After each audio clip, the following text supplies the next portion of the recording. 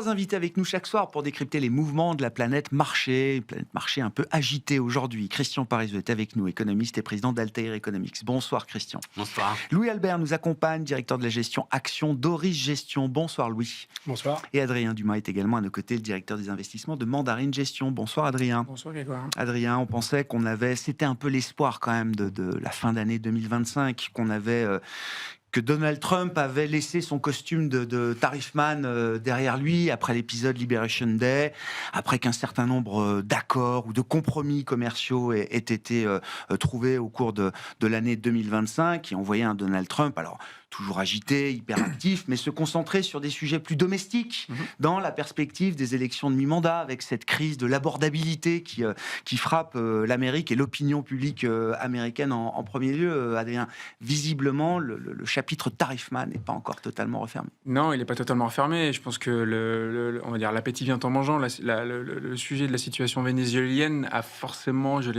réenclenché la rhétorique de la géopolitique et de l'expansion de la zone d'influence américaine au sens large, ouvrant effectivement clairement le champ sur le sujet du Groenland, qui n'est pas nouveau. On va dire ça fait 8 mois maintenant qu'on sait que c'est un actif. Il en parlait au cours de son premier mandat déjà. Exactement, on peut parler d'actifs puisque on a le sujet effectivement de toutes les ressources minières énergétiques qui sont présentes dans le sol groenlandais. Donc voilà, c'est un retour effectivement sur ce sujet avec la volonté de continuer, à mettre la tête sous l'eau à l'Europe. Ça c'est très clair. Je pense qu'il y a plusieurs sujets. On a vu quand même le chancelier allemand, notamment aller voir côté chinois comment ça se passait. Donc on est toujours en fait dans ce moment où les deux grandes superpuissances sont en train de redéfinir leur zone d'influence. Et la question de quel côté penche l'Europe est une question forte, qu'elle est évidemment très difficile de répondre. Est-ce qu'elle va avoir même sa propre destinée? Ça c'est une question qu'on peut peut-être se souhaiter, mais en tout cas c'est difficile d'y répondre aujourd'hui. Et donc voilà, il joue sur cette ambiguïté, sur un moment de force où ça peut lui permettre effectivement d'aller plus loin dans ces discussions, dans ces négociations. Bon, et donc pour l'Europe, comme au moment de Liberation Day, il n'y a pas d'autre stratégie que chercher l'apaisement, chercher la désescalade, au prix qu'on verra à un moment, mais à un prix qui se fait contre notre intérêt économique. Ouais, le problème, c'est que pour l'instant, on continue à en payer les prix, parce que si on fait la somme de tout ce qu'on vient de dire là aujourd'hui sur les marchés financiers, l'euro a continué à se renforcer, la compétitivité de l'Europe vient encore de souffrir largement de la situation, notre dépendance énergétique est toujours au plus haut, et je vous rappelle quand même qu'on a signé pour acheter 750 milliards de pétrole et de gaz américains pour les prochaines années. Donc je pense que la question du sursaut qu'on s'était imaginé très positive après Liberation Day, en disant tiens, il y a une vraie volonté en Europe de reconsidérer ensemble les enjeux de souveraineté et de travailler ensemble pour se préparer à ces deux superpuissances qui veulent dominer le monde. Oui, je pense qu'on se repose la question aujourd'hui. Malheureusement, quand on fait le tour de table, on est peu nombreux à se dire qu'il faut mutualiser nos efforts. Donc pour l'instant, je ne vois pas de message effectivement très positif de la part de l'Europe sur notre capacité de répondre efficacement. Et donc l'idée d'aller utiliser des bazookas qu'on n'aurait jamais utilisés, vendre massivement et de manière coordonnée les actifs américains détenus en Europe. Oui. Évidemment, le stock est massif, oui. Donc sur le papier, ça pèse lourd. 40% de la dette européenne, la dette américaine est détenue par les Européens. Ouais. C'est détenu par des privés, donc dans quelle mesure après on va être capable effectivement de déployer ces mesures, de forcer ces banques-là, on est d'accord. Premier élément. 2, on se dit que ça peut marcher, parce qu'effectivement, quand on regarde après ce qui s'est passé, quand on essaye de regarder, détricoter ce qui a permis à Donald Trump de faire un peu marcher arrière au moment de Liberation Day, effectivement, ce mouvement sur le 30 ans a été certainement un point de rupture. 5% sur 30 ans, exactement, le téléphone rouge sonne. Exactement, donc on s'est dit, c'est peut-être sur cette corde-là qu'il faut qu'on joue pour qu'il fasse marcher arrière. Moi, j'ai du mal à imaginer que ce soit aussi très efficace, mais discutons-en. Je suis Oui, commentaire sur cette situation. Alors, il y avait plein d'autres sujets prévus et on aura peut-être le temps d'en aborder d'autres. Encore une fois, peut-être plus proche du terrain de la gestion et des marchés, mais on ne peut pas s'extraire complètement de l'ambiance proposée aujourd'hui par Donald Trump notamment. L'Europe semble un peu démunie à ne pas avoir réagi avant. Et la désescalade, elle peut venir que des États-Unis en fait. Nous, on ne peut que suivre aujourd'hui, on est obligé de réagir. On a vu que Trump agit un peu comme Poutine, il repousse toujours les limites. Et si on ne montre pas une réaction, il va encore les repousser. Donc, on ne sait pas comment, mais il faut trouver une solution. Ouais. Et il faut être très européen en ce moment. Ouais. Bessène dit que c'est le pire, et il redit ce qu'il avait dit le 2 avril, je crois, au moment de Liberation Day. Le pire qu'un pays puisse faire, c'est justement rentrer dans une escalade avec la puissance américaine. C'est le conseil qui redonne aujourd'hui à Davos face à tous ceux qui l'écoutent. Mais il y a différents terrains aussi de combat contre les États-Unis. Sur le terrain militaire, oui, c'est clair qu'il ne faut pas y aller. Ça, ils ont la plus grosse armée du monde. Sur le terrain monétaire, ils ont le dollar. Je pense qu'il ne faut pas trop y aller. C'est pour ça que vendre ou faire vendre les actifs américains, je ne suis pas sûr que ce soit la bonne idée. Mais sur le commerce extérieur, on a quand même 450 millions de consommateurs en Europe. J'entends ça depuis 20 ans, Louis. On a probablement des cartes à jouer, il faut réussir à les jouer. Pour l'instant, on n'a jamais réussi, on est dos au mur. Mettre des tarifs sur les services numériques américains ? On va mettre des tarifs sur les produits Microsoft, Google, Apple ? Mais alors, ce ne serait pas le plus dur. Ah non, mais ce ne serait pas le plus dur parce que le consommateur européen, je pense, peut s'en passer. Peut-être pas en termes de data, mais là, on va toucher à la souveraineté aussi. On a un vrai problème de souveraineté sur la data. La data personnelle est détenue chez Apple, la data pro est détenue chez Microsoft.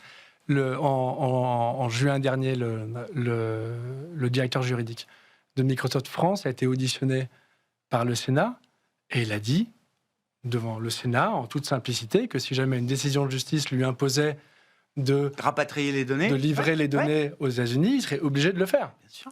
Et on bosse tous dans les sociétés, je pense qu'on est tous sur 365, et tout y est.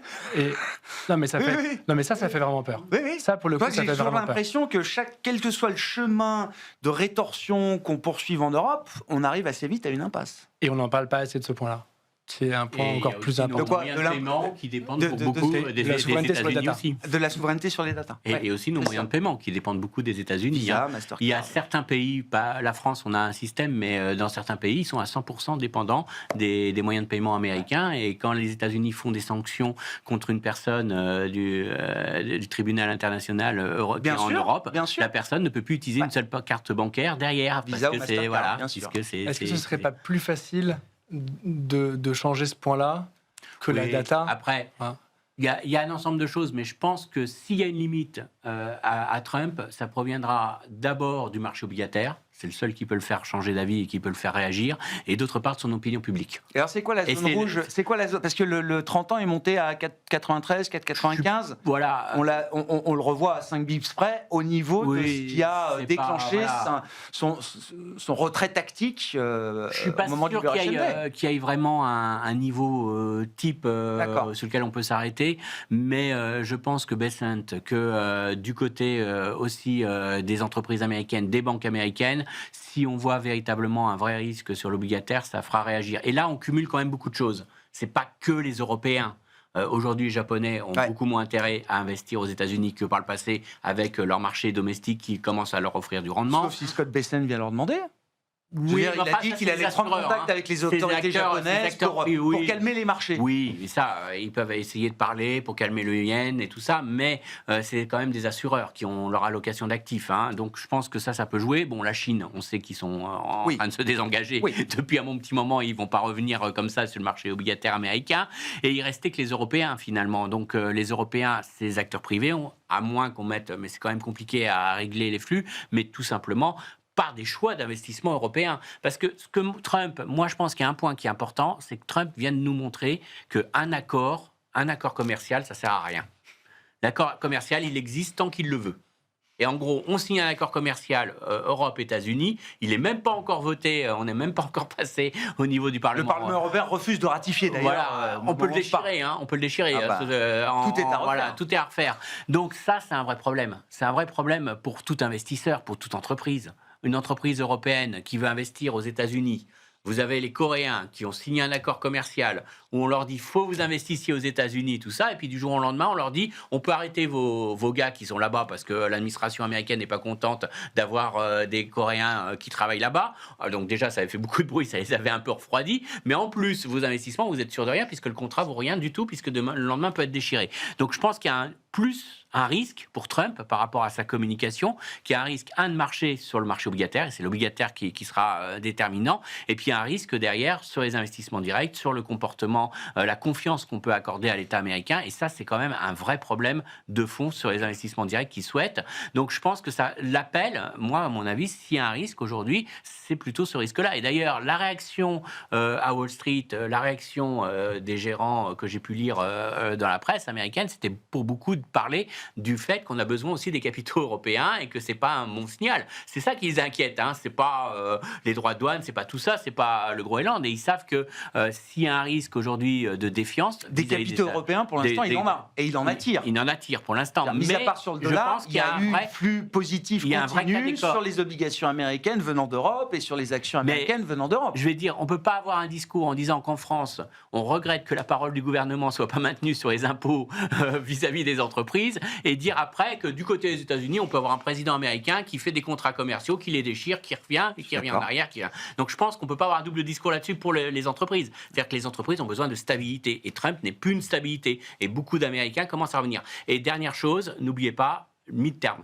C'est la thématique centrale. Et ce qui va l'arrêter, parce que les Américains, ils ne comprennent rien à l'histoire du Groenland. Hein. Ils ne comprennent rien. Ils ne veulent pas surtout un seul mort américain pour aller au Groenland. Hein. Donc c'est ça qui les inquiète. Donc ce qui est sûr, c'est l'opinion publique. Et c'est ça qu'il faut regarder, à mon avis. L'opinion publique, le marché obligataire. C'est les deux seules choses. Le reste, c'est pour ça que je dis qu'on est un peu étonné de revoir Trump avec ce costume. Oui, voilà, mais parce qu'il a ses idées, il a ses optiques. Mais les seules choses qui peuvent l'arrêter, qui peuvent le faire aller à un, c'est l'opinion publique américaine et le marché obligataire. Pour moi, tout le reste, on est dans l'instabilité. Et puis ce que diront les Européens, il s'en moquera. Au contraire, ça lui fait des sujets de bataille et médiatique et de rester au centre des médias. Donc il adore. Ouais. Il adore, au contraire, la réaction de Macron. Je pense que c'est son meilleur ami en termes de communication.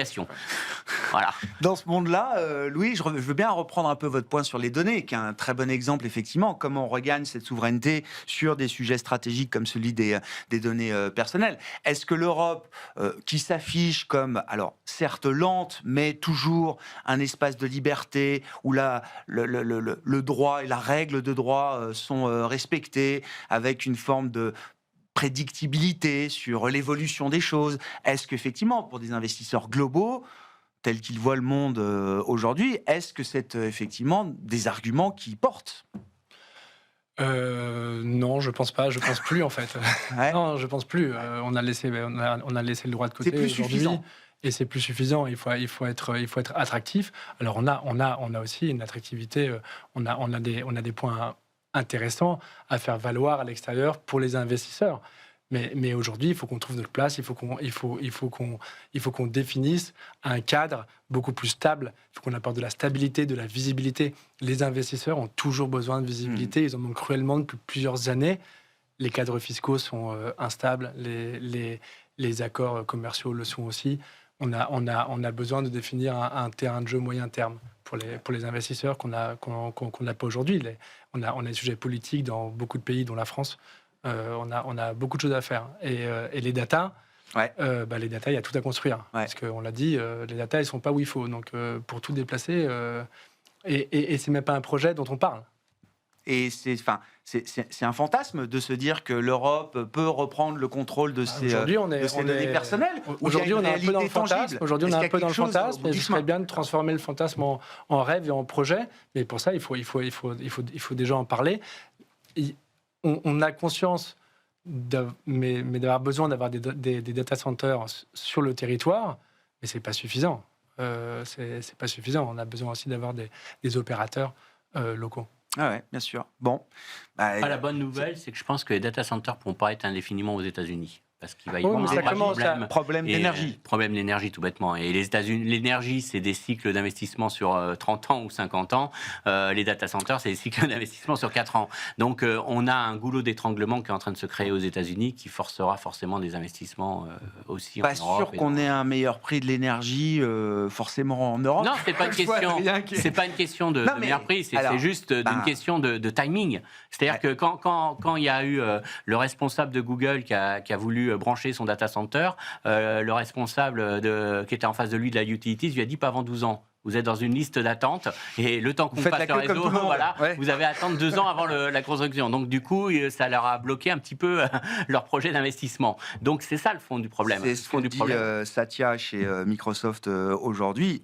Ceux qui gagneront la course de l'IA sont ceux qui pourront avoir de l'énergie à disposition. Ça, je ne vais pas vous cacher que les Chinois l'ont compris depuis un petit bout de temps, en fait. Hein. Quand on regarde le nouveau plan quinquennal chinois, dont on a bien dressé tous les éléments il y a 1 mois et demi, 2 mois maintenant, la poursuite des investissements dans la souveraineté énergétique sont très visibles, avec la volonté de subventionner le prix de l'électricité de manière assez large pour que ça continue d'attirer les industries et la capacité de développer les meilleurs modèles le plus rapidement possible.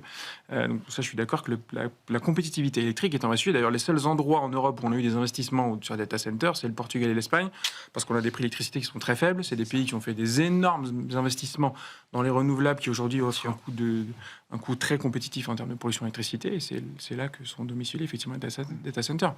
Donc moi, pareil, hein, sur la souveraineté numérique européenne, je pense qu'on est pareil, très très loin en fait. On a un écosystème qui se finance mal. Les dernières innovations, prenons juste l'exemple de Mistral, hein, qu'on a beaucoup mis en avant comme un modèle européen souverain qu'on voulait déployer. Aujourd'hui, la dernière levée de fonds s'est passée. Depuis, on n'a pas eu beaucoup d'avancées sur la qualité du modèle ou le fait de se rapprocher des derniers standards américains.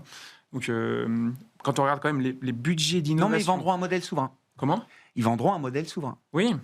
On ne sera pas au niveau des meilleurs modèles de Google, d'Anthropic ou d'OpenAI ou de DeepSeek de l'autre côté, mais on sera souverain. Oui, mais du coup, est-ce qu'on sera capable d'innover aussi rapidement ? Est-ce qu'avec un modèle dégradé, on va pouvoir innover aussi rapidement ? C'est pas sûr. En tout cas, la rapidité d'évolution des modèles est quand même assez forte. Hein, quand on voit les niveaux de pertinence qui s'améliorent très rapidement, DeepSeek doit sortir son nouveau modèle dans 15 jours, donc on aura des informations sur son niveau d'efficacité. Ça donne l'impression quand même qu'on est un peu en retard. Et je le redis quand même, on parle beaucoup de la guerre militaire, géostratégique, mais les montants d'investissement de R&D, quand on les regarde à l'échelle de la planète, qui sont en train de déployer sur ces technologies, ils sont sans commune mesure avec ce qui s'est fait par le passé. C'est-à-dire que les 2 grands blocs ont décidé que la course au supercalculateur est leur priorité stratégique. Donc on part déjà avec du retard, et pour l'instant, je n'ai pas eu l'impression qu'on ait décidé de mettre beaucoup d'investissements ou la capacité à lever du budget pour investir dans ces industries. Et vous dites, alors, on n'a pas encore mis tout sur la table pour ces investissements, pour être à la hauteur des ambitions et jouer sur le terrain de jeu mondial. Mais du coup, en tant que gérant d'actifs, ça donne envie de participer, de se dire, justement, il y a tout à faire. Donc, il faut être en Europe, là, aujourd'hui, à ce moment-là. Ou est-ce que... Oui, on peut se poser cette question, mais parce que le thème de la souveraineté, c'est un thème... Moi, je le mesure à l'offre de fonds qui se sont lancés sur cette thématique-là. Défense, mais pas que. Aujourd'hui, c'est difficile, je trouve, donc, d'identifier des entreprises européennes en se disant elles vont être au cœur d'un projet de souveraineté avec une dynamique d'innovation forte et où on pourra vraiment rester autonome et souverain. À la défense. Quand vous regardez les budgets de R&D, les seuls endroits où on est un peu au niveau, où on a une capacité d'innovation avec les autres pays, c'est difficile de voir autre chose que la défense. Et l'énergie quand même. Oui. Parce qu'on a besoin d'énergie aussi pour les data centers, pour le numérique et l'énergie. On est quand même présent. On a quand même des champions, des acteurs qui sont des Schneider, des Legrand, des champions français. Oui, qui sont très internationaux déjà. Très internationaux aussi. Mais prenons le sujet du nouveau nucléaire. On était en avance. Tous les projets qui sont portés par EDF sont en difficulté. Il y en a même un qui s'appelle Naréa qui est en grande difficulté financière. Les petits réacteurs nucléaires, on est déjà très très en retard en fait. Sur le quantique, quand on écoute la situation française et sans être dans le cocorico BA, visiblement, on a quand même des boîtes qui sont à la pointe et qui sont, j'allais dire, dans le top 3 mondial, à égalité avec ce que les États-Unis ou la Chine peuvent produire aujourd'hui en matière de technologie quantique. C'est vrai, mais elles vont avoir besoin de beaucoup d'investissements là aussi. Donc est-ce que l'écosystème... 100 millions, c'est rien. Hein. Quand une boîte comme Alice et Bob ou d'autres lève 100 millions, c'est rien. C'est une goutte d'eau. Elles vont en avoir besoin de plus en plus. Et l'écosystème, on va pas revenir sur le développement du private equity européen, mais une grande majorité des fonds de private equity qui sont distribués en Europe, ils ont tous une grosse part investie aux États-Unis en fait. Et tous les suivis d'innovation sont surtout portés par des projets américains. Donc notre capacité, là encore, d'un point de vue souverain, à avoir un écosystème financier pour porter ces projets d'innovation et les emmener sur des tailles significatives pour être compétitifs, je trouve que oui, là encore, on a des sujets. Un mot sur le quantique, puisque je suis en train de travailler dessus en ce moment là-dessus. C'est intéressant, mais le problème qu'on a en France, c'est qu'on a des briques essentielles du quantique dans nos startups. Mais ça reste des startups. C'est-à-dire que le seul aujourd'hui, ça va être un IBM, ça va être un Google qui va vous faire l'ensemble de l'ordinateur quantique. Et le problème du quantique, c'est plus un problème de sécurité, sur le fond, parce que le problème, c'est que le jour où on a l'ordinateur quantique, on a cassé toutes les sécurités. Vous n'avez plus de Bitcoin, vous n'avez plus du tout de sécurité bancaire. On m'a expliqué qu'il y avait quand même d'autres étapes avant, qu'on peut casser Internet, mais que effectivement, c'est quand même une équation qui est parmi les plus compliquées et qu'il y aura d'autres cas d'usage avant l'usage de hacker l'ensemble de la planète web. De toute façon, aujourd'hui, tous les États se battent pour ça. Faut pas se leurrer, ils sont en train de constituer des volumes de volumes de data, de données, de chiffrés qu'on ne peut pas décrypter aujourd'hui, juste pour pouvoir les décrypter à terme et les utiliser à terme. Donc aujourd'hui, c'est une question de secret industriel, de puissance. C'est pour ça que tous les États investissent massivement là-dedans. C'est une question de sécurité pour demain. Donc c'est juste ça, la barrière. Le jour où on passera cette barrière, ça sera un autre monde. Mais ce qu'il faut bien comprendre, c'est que de toute façon, l'Europe n'arrivera pas à avoir la force de frappe aujourd'hui qu'un Google. Si on veut aujourd'hui, moi je parle à Google ou autres américains, pourquoi ? Parce que s'ils développent une offre révolutionnaire, ils ont tellement de clients dans le monde que tout de suite ils la diffusent. Il y a qu'à avoir la vitesse d'installation de Gemini aujourd'hui. On peut avoir 2-3 startups en France qui sont très en avance, qui vont avoir des briques, mais derrière on n'aura pas la force de frappe. Et c'est ce qui se passe notamment aujourd'hui sur les modèles d'intelligence artificielle. C'est-à-dire qu'on a bien vu qu'avec Gemini, la force de frappe qu'ils ont pu avoir derrière, et puis maintenant qu'ils ont l'accord avec Apple, ils vont être sur n'importe quel smartphone, ils seront sur tous les smartphones Android, ils sont sur tous les smartphones Apple, et même ChatGPT se retrouve en difficulté maintenant. Donc on voit que c'est la force de diffusion de l'innovation. Et nous, on peut avoir des entreprises, et la France... Je prendrai juste un exemple pour ceux qui se rappellent Arcos. Arcos, c'était quand même bien sûr, la tablette, le leader de la tablette. Enfin, c'est l'inventeur véritablement. On a tout inventé. Et ils l'ont inventé. Du Minitel à la tablette. Voilà. Mais qu'est-ce qu'il leur a manqué ? Il leur a manqué que quelqu'un comme Apple pour distribuer l'innovation. Ce qui est fascinant, ces boîtes, que ce soit Apple, Google surtout, ou Microsoft, c'est que contrairement à ce qu'on imagine parfois, les leaders d'hier ne seront pas les leaders de demain. Sur les 3-4 dernières révolutions technologiques, ces boîtes-là ont toujours été à la pointe. Elles n'en ont raté aucune. Elles sont à la pointe, elles sont dans l'innovation. Steve Jobs a regardé le MP3 en France, chez Thomson, et derrière, c'est lui qui l'a fait, et après, les Chinois, ils ont copié. Et la force des Chinois, derrière, c'est de faire l'industrialisation. Donc, sortir des laboratoires et passer à l'échelle, c'est nous, on est plutôt la science, les Américains, la commercialisation, et les Chinois, la fabrication. Bon, si je reviens au cas d'investissement 2026, de manière un peu plus prosaïque, peut-être, Louis, vous dirigez la gestion action d'Oris Gestion, c'est quoi la ligne de conduite d'une gestion action là, avec tous les éléments qu'on a déjà en notre connaissance pour cette année 2026 ? On va déjà arrêter de diversifier comme d'habitude. Et après, il y a les thématiques qui vont perdurer. Arrêter de diversifier ? Non, continuer. Continuer. J'ai dit arrêter. J'ai compris, arrêter de diversifier. Continuer à diversifier. Il y a des thématiques qui vont continuer. Je pense à la défense, qui offre une visibilité qui est quand même très importante, avec des valorisations qui sont élevées, mais qui sont justifiées par des croissances attendues sur le BPA qui sont très très importantes.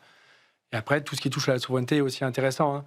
L'énergie, la souveraineté des financements aussi, les banques, qui étaient très décotées, qui sont plus au prix, mais sur lesquelles il reste de la place si l'environnement des taux est maintenu.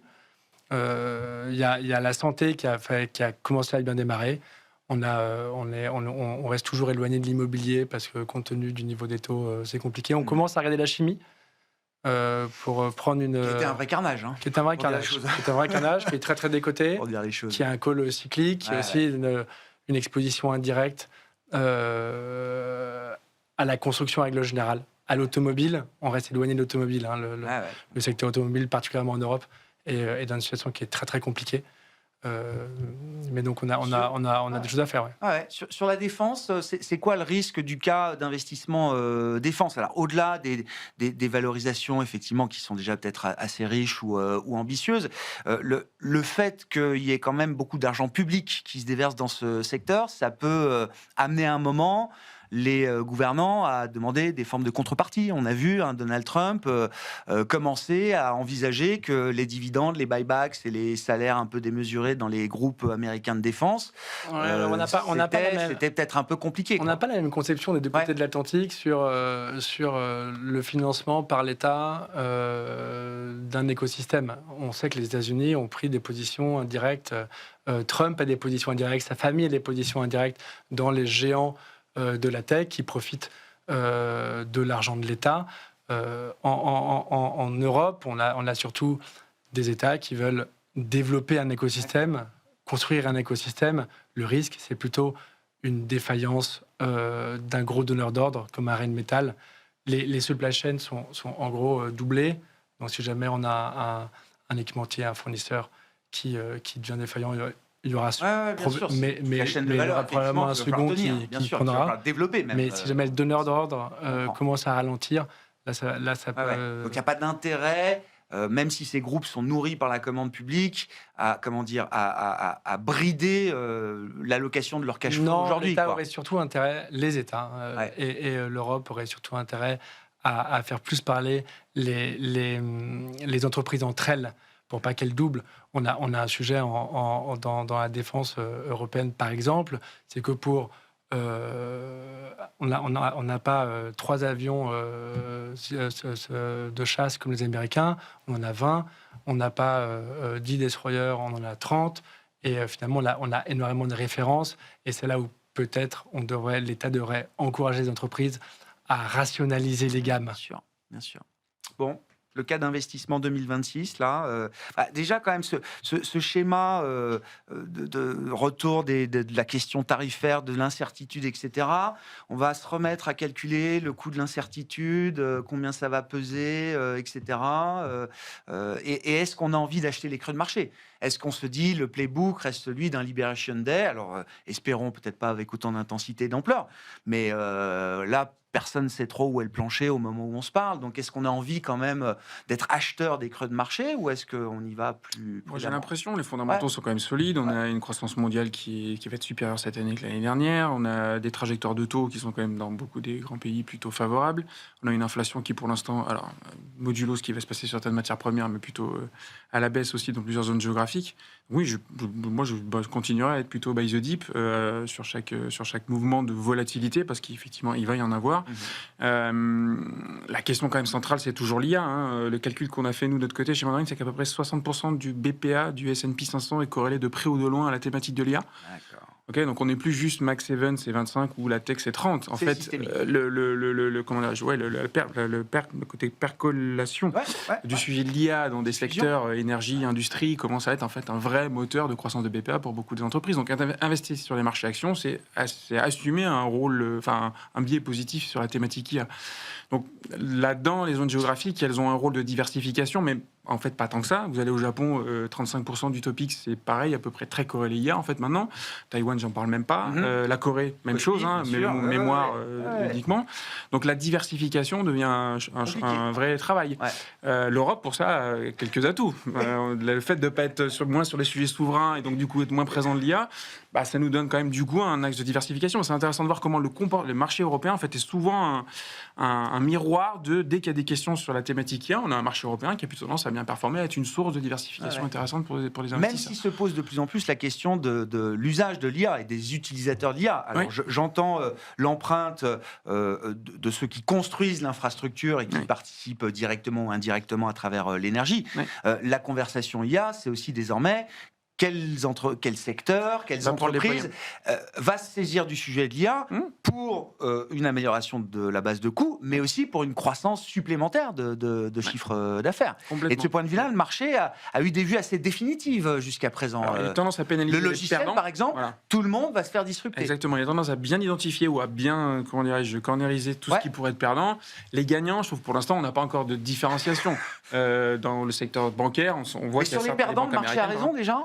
Se dire que toutes les boîtes de logiciels qui sont quand même les premières en première ligne pour diffuser les nouvelles technologies, se dire que ces boîtes-là... Je ne suis pas assez un expert en codage pour dire si Claude, qui visiblement, le dernier modèle anthropique, est vraiment très, très disruptif sur la capacité. Exactement. Exactement. Donc, en tout cas, j'ai des équipes qui travaillent sur l'automatisation de nos outils. Je peux vous dire qu'effectivement, on arrête de se poser la question d'acheter une brique pure qu'on va payer pendant 5 ans avec un abonnement qui va nous coûter très cher. Donc, oui, je pense quand même qu'il y a aujourd'hui le codage est devenu quelque chose de beaucoup plus accessible, et donc l'automatisation d'activités opérationnelles semble effectivement quelque chose de beaucoup plus évident. En sachant que le secteur du software fait en moyenne 65% de marge opérationnelle, que vous êtes engagé pour 5 ans, et que si vous rajoutez tous les coûts de service derrière, de maintenance et de consulting que vous avez pour déployer une solution logicielle, il y a certainement un équilibre à trouver. Donc si on a vu les perdants, ok, et sur les gagnants, vous dites là, pour le coup, il y a encore un champ à explorer. Alors, pour l'instant, le marché reste très concentré sur le déploiement de l'infrastructure. On passe sur l'IA physique, ce qui était le thème du CES à Las Vegas, donc la robotique, l'humanoïde, le véhicule autonome. Ça, c'est clairement des sujets qui sont... Pourquoi est-ce que Tesla a pris 50% l'année dernière alors que le BPA a baissé de 30%? C'est le véhicule autonome, principalement. C'est le cas central de la valorisation du titre aujourd'hui. Donc ça, c'est très visible. Sur les gagnants au sein de certaines industries qui sont déjà en avance sur le déploiement de l'IA pour gagner des parts de marché ou avoir un modèle différenciant, je suis un peu plus dubitatif. On a beaucoup posé ces questions aux patrons des banques américaines qui ont déjà publié d'ailleurs sur leur premier trimestre. Elles le déploient. Est-ce qu'il y en a une qui va plus vite que l'autre et qui du coup serait gagnant en termes de cost-income ratio ou de croissance? Je pense qu'on n'en est pas encore à cette étape-là. Sur cette conversation IA et les gagnants, les perdants de l'IA, comment vous regardez les choses, Louis, chez Auris? Sectoriellement aussi, on a parlé des bancaires qui est un secteur qui vont en profiter assez rapidement. Parce que beaucoup de données, beaucoup de processus automatisés. Énormément. C'est ça. La santé aussi, on va pouvoir faire beaucoup de choses et augmenter les chiffres d'affaires grâce à l'IA. Donc c'est vraiment 2 secteurs qu'on privilie aussi pour, vous imaginez que ces gagnants de l'IA. Vont bénéficier d'une forme de prime IA qui ne s'est pas encore matérialisée, mais qui pourrait effectivement se matérialiser dans leur valorisation. Ça devrait se matérialiser dans les prochains semestres. Je comprends. Christian, un mot du Japon? Oui. Parce que c'est quand même un krach obligataire spectaculaire. Bon, déjà, le Japon, c'est le monde à l'envers par rapport au monde qu'on connaissait ces dernières décennies, j'ai envie de dire. Le Japon a plus d'inflation qu'en Europe, qu'aux États-Unis. La courbe japonaise est la plus pentue des économies avancées. Et on vient de se prendre 20-30 BP de mouvement. Donc, c'est 6 écarts types sur le marché obligataire japonais, sur la séance du jour, sur du 30 ans et du 40 ans. Oui, alors il y a plusieurs éléments. Je pense que d'une part, il y a un élément qui est en train de se manifester, qui va se manifester sur tous les courbes de taux. Avec le vieillissement de la population, on n'a plus de demande sur les très longues maturités. Il n'y a plus d'acheteurs stratégiques, systématiques. Pour être honnête, aujourd'hui, ceux qui détiennent le patrimoine, c'est les baby-boomers. C'est eux qui vont partir à la retraite. Ils y arrivent ou ils y sont. Et ils ne vont pas investir sur du 50 ans ou du 30 ans. Donc déjà, le Japon nous donne une indication très forte. Les États ne pourront plus émettre à très long sur la partie très longue de la courbe. Ça, c'est le premier point. Deuxième point qui est propre au Japon, c'est quand même une aberration d'avoir une politique... Alors, sur un État très endetté, s'entend. Attention. 200%, on le rappelle. Quand je disais un journaliste japonais qui se félicitait et qui parlait que la France était très peu endettée par rapport au Japon et qui nous félicitait le fait qu'on était endetté. C'est vrai que c'est rassurant. Ça fait plaisir quand on le lit. On trouve toujours plus endetté que ça.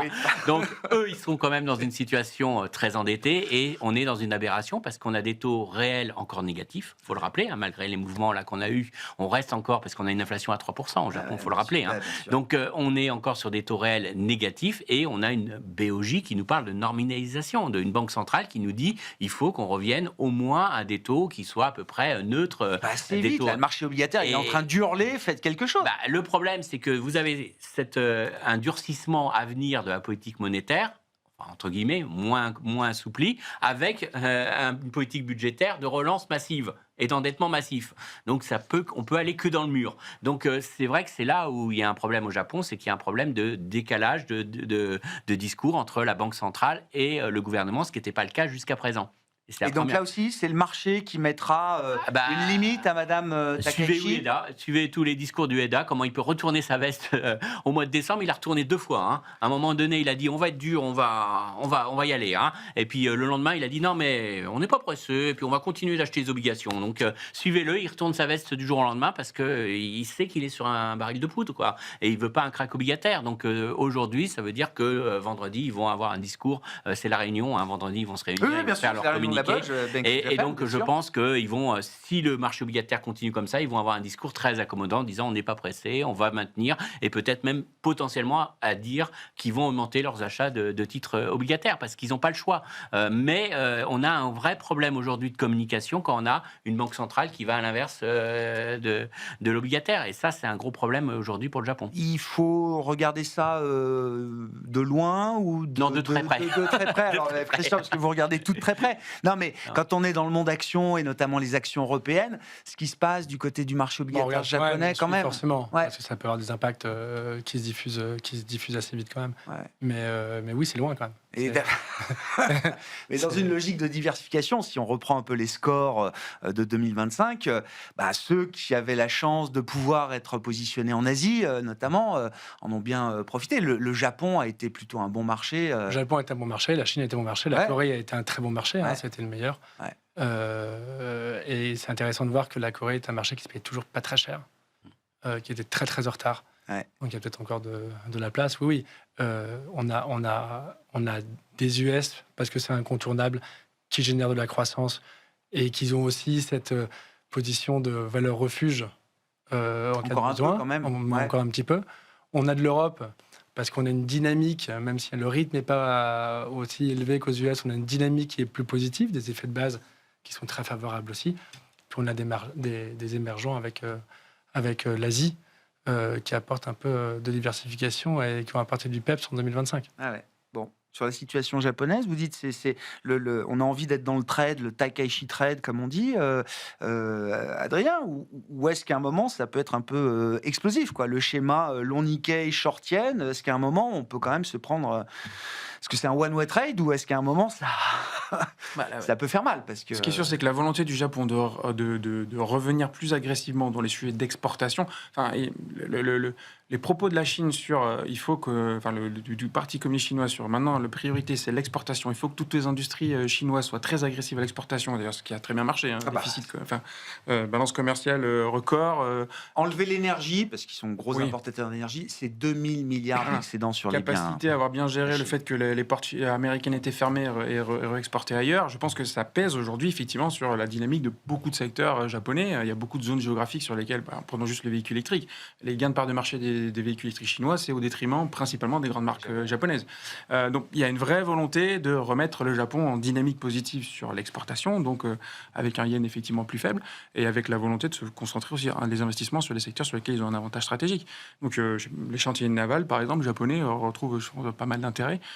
À un moment où les dépenses militaires sont en forte réaccélération, il y a des savoir-faire. Il y a plein de secteurs sur lesquels ils sont bien positionnés. Sur la robotique, ils ont des savoir-faire historiques. Ils sont souvent un peu clés dans les fonctions qui ont vraiment beaucoup de valeur dans le fonctionnement des chaînes de robots.